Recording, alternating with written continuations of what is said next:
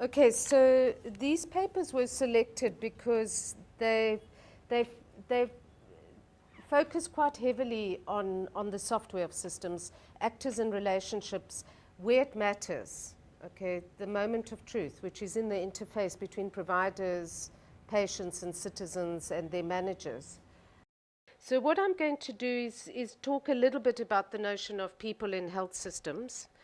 And ways of thinking about it. There are lots of different ways. This is just one set of ways, but how to approach this in a slightly systematic way. I'm going to talk a little bit about the notion of governance and accountability. Again, it's also a very rapidly growing field. There are quite a few frameworks of accountability governance out there and quite a few reviews, if you're interested, recently published on that. And then I'm going to talk much more, actually, about the case study methodology, which Stephanie Topp's paper really exemplifies. The PAP I'll also refer to their work as case study, but I would say that was more classic qualitative research. There we are. So that diagram you've seen, okay, that's familiar to you. So that's really what we're interested in, is this notion of people at the center of health systems. And that you've seen now, every single presentation's had that, but it's really coming back to some of these core ideas about thinking about people and shaping the behavior of people in health systems. I mean, that's essentially what managers, policymakers, people who design interventions are trying to do in the end, is shape the behavior of people, other people in the system. So this is, I don't know if you've ever seen this, but this is Brinkerhoff's framework, which links to his writing on accountability. And really, when he talks about people in the health system, so if you think of what is at the essence of the notion of people in health systems, he's also got a triangle there, okay? And he talks about three key sets of players in the health system. So you would have the state, the politicians and policy makers, people making decisions, if you like, at the top, but at various levels of the system. You have the people providing services, okay? And obviously that is quite simplistic because in each of these and across and in the gray area between them, there are a whole lot of it's a very diverse set of players, but that's simplistically summarizing those sets of actors engaging with clients and citizens. Okay, so if you want to think about people and relationships, those might be three core ones, if you could bring it down to a few essences in a health system. And then he's interested in the relationships between them. Okay, and he comes from his theoretical perspective is new institutional economics. So he comes from a particular form of thinking in economics that works with the notion of principles and agents. Okay, and the idea would be that clients and citizens, as principals, elect governments ideally, okay, out of democratic processes, they put people in charge to realize the mandates and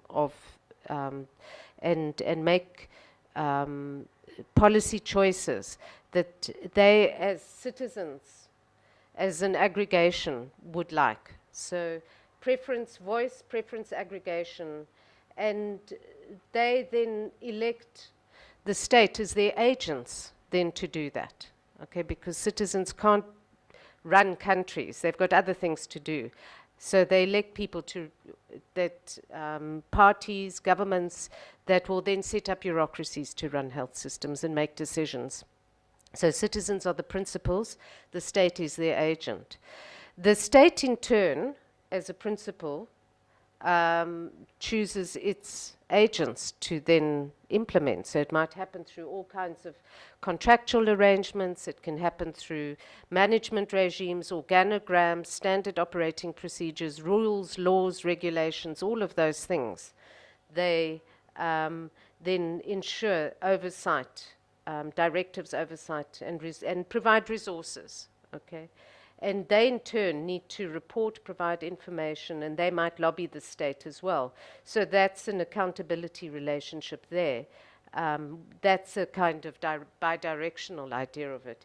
Providers then are in relation to the citizens, so they're also the agents of citizens who, under ideal circumstances, also exercise client power and provide technical input and oversight, in return for which providers provide services to citizens.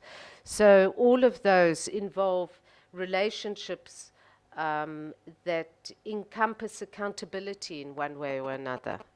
Okay. And the problem is that there's a potential for breakdown in each of those arrows, in each of those relationships. Governments are not accountable to citizens, not responsive. Providers do what they like, okay? The state government doesn't provide them the resources they need. Providers don't see themselves as answerable to citizens and as fundamentally serving citizens and acting in the public interest, and may be self-interested economic actors, actually. Or there may be social actors that do see themselves as responsive to clients. So those are the principal agent relationships, and when those relationships break down, it's referred to as the problem of agency. So these people, as I said, cannot observe every single interaction that happens at the coalface of the system. Okay, so there's what people refer to as information asymmetry. They don't know. They cannot fully know what's going on there and control that. So people just, absenteeism may be hard to control because they just can't see it. Okay, they're too far away from it. That clients and citizens may actually be fundamentally disempowered in that relationship, so that these circles actually may look quite different in practice. That this might be tiny, that could be really, really big, if you like, okay, or that one could be really big. So that is a way of thinking about key actors in systems and the relationships between them, and the relationships of accountability needing to flow through all of those relationships, and in a bidirectional way. So that's a governance framework, actually. So it's a governance framework that is centered on actors and relationships. Some governance frameworks would look much more at the structures of decision making. It would look at oversight mechanisms, ways of designing health systems, of setting laws, regulation for those systems. That is typically the WHO approach to governance, which talks about a series of sub-functions of governance, often seen as the property of national ministries. What the Brinkerhoff typology does is widen the range of actors, if you like, in accountability relationships and in governance relationships, and looks at the roles of other players besides national or state ministries in governance. So thinking of governance as a distributed function, actually, across players, but also that happens at all levels of the system. So this is a definition from that Brinkerhoff framework. The rules, so governance can be defined in lots of ways as well, but fundamentally it's about the rules that distribute authority, roles and responsibilities among societal actors, and that shape, and I took out the principal agent, interactions between them. Okay, so governance is really about how the rules of the game are set, and rules of the game are set at all levels. So an unsympathetic frontline provider engaging with the patient is setting the rule of the game on one level, compared to the provider in the other facility whose approach and attitudes is completely different. They are people at the front line of the system actually making rules if they decide not to come to work. So the notion of governance as quite distributed, and as rules of the game being set at all levels and reset So national ministries aren't the only players that set the rules of the game. State ministries would also do that.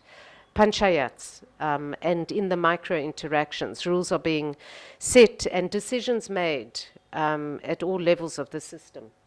So the formal rules embodied in institutions, so that stands for the Public Finance Management Act, which is the overall structure of accountability that frames processes in the South African government. Okay, it's the Public Finance Management Act. It's very centered on financial accountability and clean audits and compliance. Okay, that is its primary focus. So those are the formal rules of the system, and obviously they are significant. That doesn't mean that they're not relevant to think about, and how the system constitutes itself. For example, as the structure of system facilities, who the key players, all of the formal rules are quite key. But it's also reflected in all of the informal elements of the system and how people negotiate and work in ways that aren't visible and that often reflect the cultures and social norms around those players, and often not what's officially written in the documents about governance. Okay, so that is very briefly some notions of governance. Accountability, so Brinkerhoff speaks about performance, that's the upward, then the downward social, democratic, political, public, however you want to frame it, the more downward accountability. And in his paper on accountability also refers to financial accountability as one element, obviously, that's quite key in systems. And so that implies a set of very vertical relationships, but also sets of horizontal relationships between, say, providers and communities, where they're not necessarily in a line hierarchy with each other, or ministries of health with other ministries who are required to cooperate, collaborate, who work through trust and networks and reciprocity rather than a very hierarchical line of authority. It's networks, it's decision making that happens in a more horizontal way. And some people regard those as a little bit antithetical, that a very strong vertical accountability sometimes can undermine more informal and more horizontal forms of accountability. And that certainly for performance and financial accountability, the upward accountability, you need forms of answerability, you need information systems, you need that. So whether one regards that as a machine or compliance perspective, somewhere the system needs to know what it's doing and what's happening. The responses to it and how one thinks about managing performance is obviously quite key in response to it. So what happened and why? And then some level regimes of sanction, legal, regulation, so or incentives or disincentives.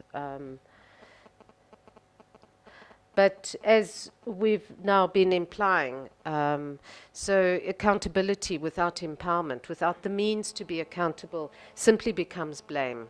And if you have no accountability and people feel entitled to do what they like, then you do get low performance. And ideally what one needs is a combination of empowerment and accountability. And I don't think you can see that, actually. But this is a paper that speaks to ways of engendering and thinking about promoting accountability, that speaks again to that typology of thinking about people in systems.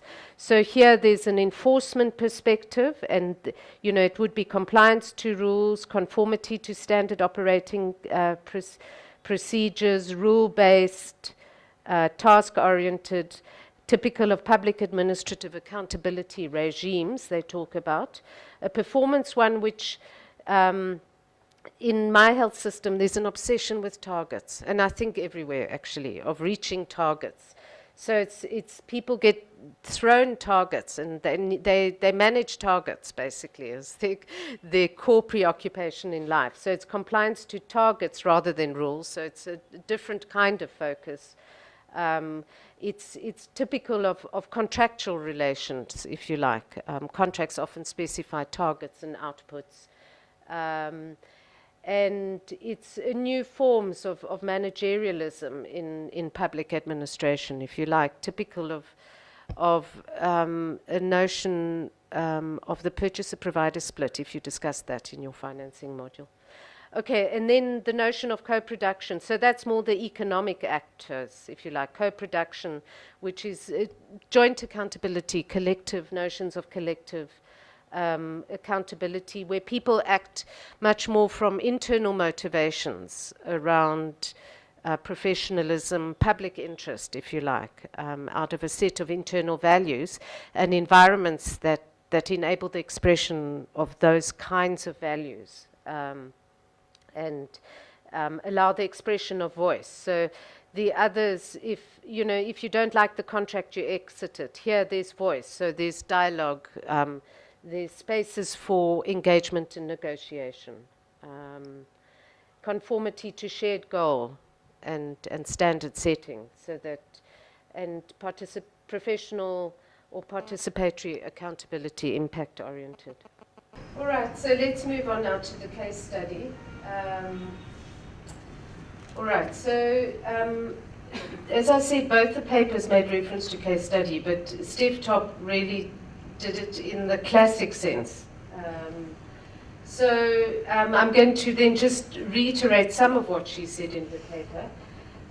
So the person who's written about case study methodology, is someone called Robert Yin. So if you ever want to read up about case study methodology, if you're doing a PhD and you're venturing into the space, I strongly recommend that you get his book. There's a recent edition, 2014. And he defines case study as a strategy for doing research, which involves an empirical investigation of a particular contemporary phenomenon within its real-life context, using multiple sources of evidence. Okay.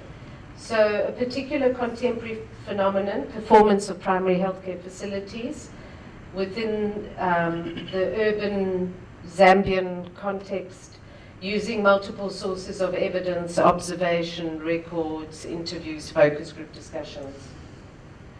So why do we use case studies in health systems research? Well, it helps us to explore when we don't really understand something, like performance of primary healthcare facilities. We think it's quite a complex phenomenon. So it helps us to explore little understood health policy and systems issues, like one of the PhD students is looking at what are ways of promoting physical activity, for example, in local health systems. And that's not a really well understood idea or theme. Okay, so you might want to spend some time exploring that. Use it to investigate complexity, where you know there are multiple contextual factors. So you know that the hearings are strongly around maternal community here, public hearings are strongly influenced by the local power dynamics between local political actors, key NGOs, women's groups, the caste system operating at local level. So where you've got multiple contextual factors that are influencing what happens. And where actors' perceptions matter with multiple interpretations of the same phenomena, when you're dealing with phenomena that involve many feedback, reinforcing, balancing, negative feedback loops and interactions between players. And often we work with a few limited number of cases actually in this work. So we're not aiming for statistical inference in case studies. But a case study would be equivalent to, say, a survey with its results, the averages, etc. A case study would be trying to get a picture of a phenomenon. So when would we use a case study rather than a fixed design? So, for example, a quantitative methods. If you want to ask, for example, if you want to ask what are the levels of primary healthcare motivation in clinics, or what are current levels of hospital performance, You may do a survey, use routine records, and define a set of indicators. Having found that health worker motivation or performance differs between facilities, a health policy and systems researcher would want to ask why. Then case studies of people and facilities within them, let's say a micro or meso level case study, to identify the potential influences and which factors are particularly important versus others, and whether and how importance varies between cases, to examine interrelationships between phenomena, and to generate theory which can be tested through future work. So Steph Top was working with existing theory, but often case studies work at generating theory about what's happening and why. They can be, like other studies, cross-sectional, historical, prospective. They can be longitudinal case studies. They can form part of action research, and they can form part of evaluation studies. And, you know, case studies are often form part of program evaluations, or realist evaluations often incorporate the notion of case studies. So case studies can explore a phenomenon, so you can go to a little understood idea. So what is the role of horizontal accountability in local health systems? How does that function in relation to vertical accountability? And you may explore and go in there and really try and shine a light quite extensively in your case, and then develop a typology of the forms of horizontal accountability, or the forms of responsiveness, or the forms of intersectoral collaboration, let's say, that happen at a local level. That could be exploratory work where you're not starting with a very defined theory about what would be the forms of horizontal accountability or responsiveness. So that would be exploratory, identifying categories, identifying underlying properties. Descriptive case study, where you then go, you explore, and then you identify that there may be A, B, and C forms of horizontal accountability, and then you describe them in more depth. So descriptive case study, or relationships between actors in systems of social accountability, describing.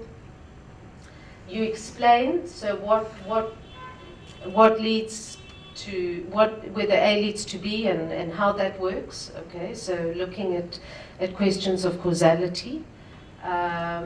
If the maternal mortality in those districts where maternal health interventions were implemented, or if there's big differences between districts in outcomes such as maternal mortality, what explains those outcomes? What are the generative mechanisms? What are the mechanisms of causality? And one of the most famous case studies that, well, Yin always uses it as an example of a single case study, is the Cuban Missile Crisis. So you're all much too young, and even I'm a bit too young to remember that. It was in the late 40s, early 50s. There was almost a nuclear war between the USA and Cuba. Okay. Was it? Yeah, okay. Was it, is that when it was? Kennedy time. Yeah, it was Kennedy, you're right, yeah. It was in the early 60s. And so, and the nuclear warheads were lined up to be fired, actually. And it would have escalated into another world war because Cuba was the Soviet Union's proxy. And it was averted, okay? And how was that averted? So that's regarded as one of the famous case studies that Yin talks about in his book, a single case study. Another one that also comes from the USA is the Challenger shuttle disaster. You know, the space rocket that blew up in midair. That was in the 80s, I think. And there's quite a famous case study that looks at all of the systemic failures within the NASA, the Aeronautic Space Agency, that failed to acknowledge mistakes and correct them.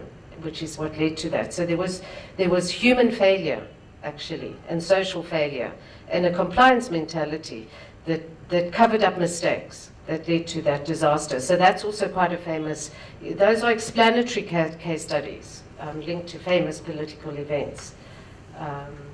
And then emancipatory, where actually you do it as part of action research in a participatory way. Yeah, there are lots of different ways, as I've already said, forms of case study work with different kinds of purposes. Okay. Well, Joe cases is a case study, an explanatory case study. Exactly. Okay, I'm just getting it. Yeah, yeah. Except he doesn't call it case study. Yeah. So what is case study is someone else's qualitative research, is someone else's causal loop diagrams. Yeah. Exactly, exactly. Okay. So just be clear when you start where you fit in all of these things, but accept that there are different ways, and it also depends on what you're familiar with and what you've been schooled and trained in. So when would you use a case study rather than another design? Well, it's repeating that. When you don't know enough about an issue, to be able to develop a structured tool or other approach to measurement. When complexity makes measurement assessment difficult, and need to ask how and why questions. So it's looking at phenomena that are strongly linked to the context and that involve complex set of interactions. So typically case studies can be single or multiple. So I spoke about single case studies, but you can choose a number of cases, like the 4 health centers in Zambia. That's a multiple case study. And it can be holistic, so you're trying to answer what is the performance of each of those health centers, or you may have an embedded component where it says, let's look at mechanisms of horizontal accountability within that broader assessment of performance. Let's look at one dimension of it. So, or leadership and management. You could have honed in on that, and that would be regarded as an embedded case. Okay, so it's a nested study, if you like, within the case. So then one of the key things you have to do in a case study is define what is your case. And a case isn't necessarily a clinic or just a structure. Okay. Stephanie Topp's case was her case was the performance that was of primary healthcare facilities. It was always located in a place, but it was a phenomenon. So a district isn't automatically a case. Okay, so in Joe Varghesi's case, it would be the performance, immunization performance would be the case. That's the case you want to investigate. So it can be events or decisions or policies. You can look at the implementation of a new policy around NCDs, for example. So that could all be cases. And case selection logic, you don't look for representative samples. It's like qualitative research, it's purposeful sampling. And you're interested in, as I said, it's got to relate to the phenomenon you're interested in. So it's not just a case study of facility X. You're interested in the performance of facility X or Y, and therefore you're going to select cases that give you the best understanding of performance. So it might be that they're all good performers and you're interested in understanding why they're good performers. Or you may take bad performers and good performers, or urban, rural, that allow you to either aggregate findings, if you like, across case studies, or have contrasting case studies that help you to better understand the positive example you're trying to describe. And so that's the logic of replication, right? That's referred to as the logic of replication. And case study selection relates to ideas behind the existing proposed policies or actions or phenomenon. So, yeah.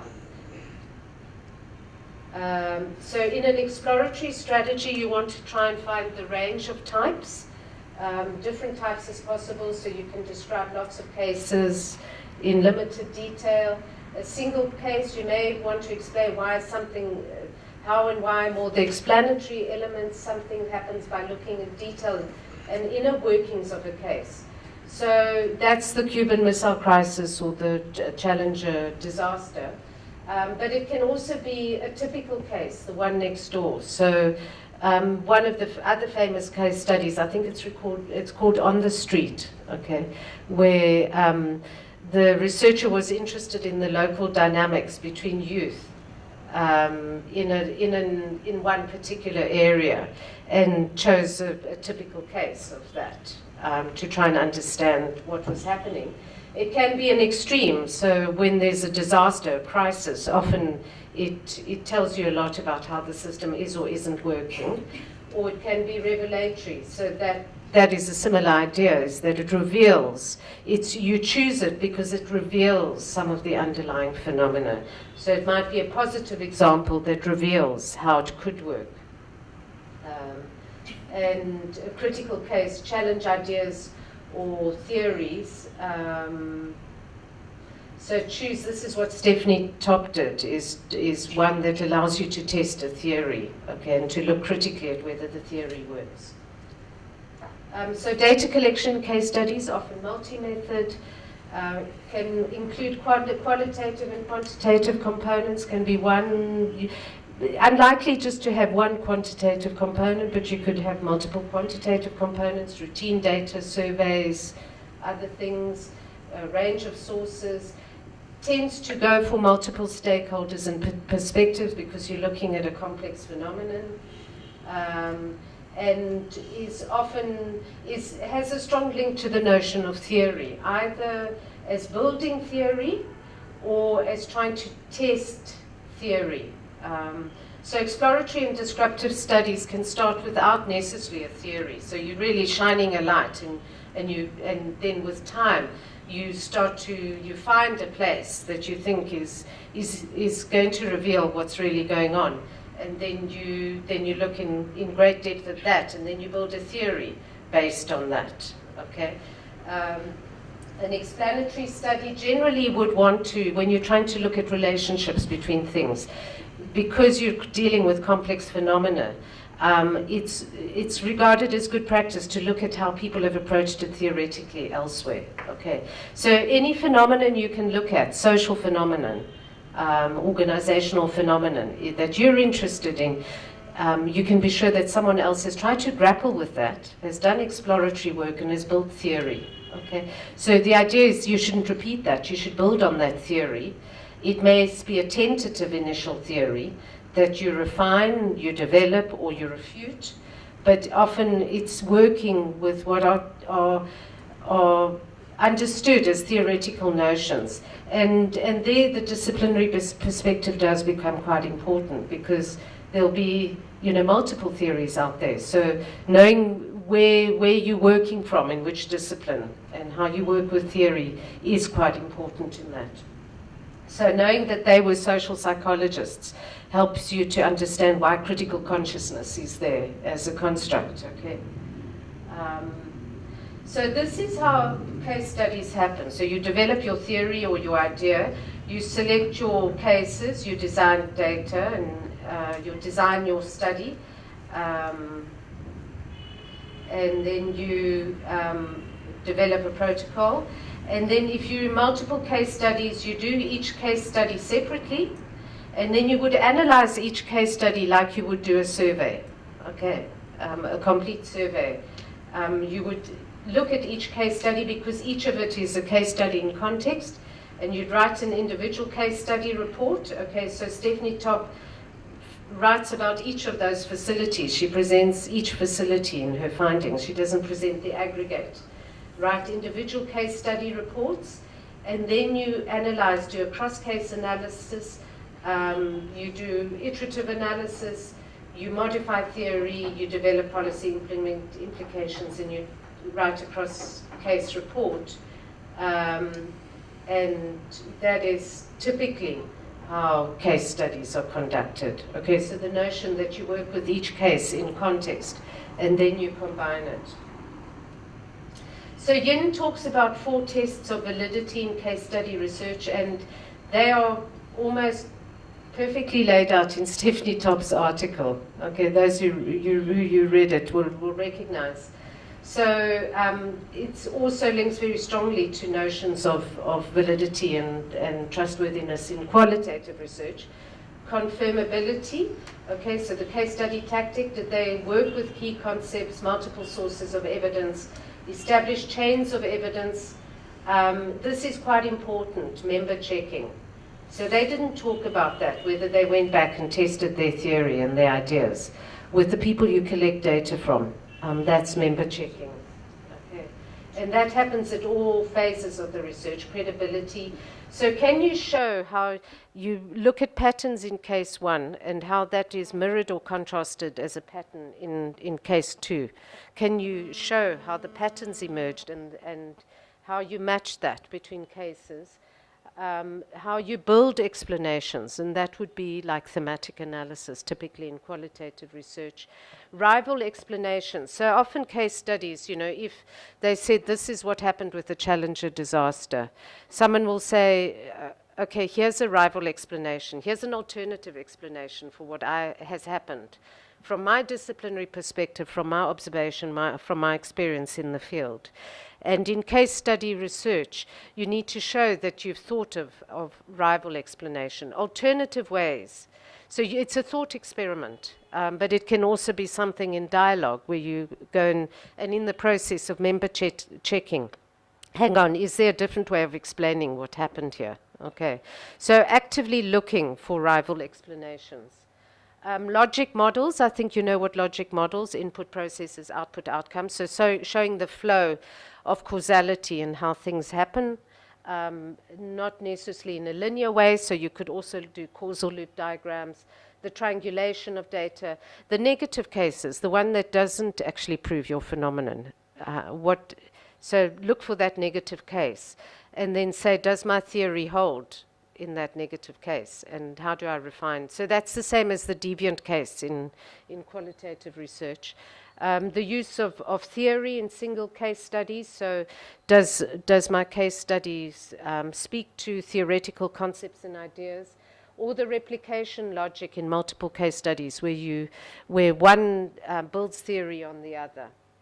And then dependability, the extent to which you've put together all of this in a careful study protocol with careful questions, careful attention to case selection, etc., and that you can show an audit trail of everything you've done and report that. Can you explain the audit trail? Yeah. So it's saying this is how I went about my field work. I'm recognizing I'm dealing with a complex phenomenon. Me as a researcher, I've got my own positionality and power. I'm going to influence how people talk to me. I did this. I went into the study sites. I enlisted the support of A, B, and C, and then I did these forms of data collection, inventoried in this kind of way. So these are elaborate field notes. So they would be just showing exactly what you've done in the fieldwork process. Yeah. Not just and field notes. reported as methodology. Yeah. Yeah. Yeah. So did you discuss that in qualitative methods, audit trails? Okay, so what was your formal that was your definition of it, yeah. Yeah.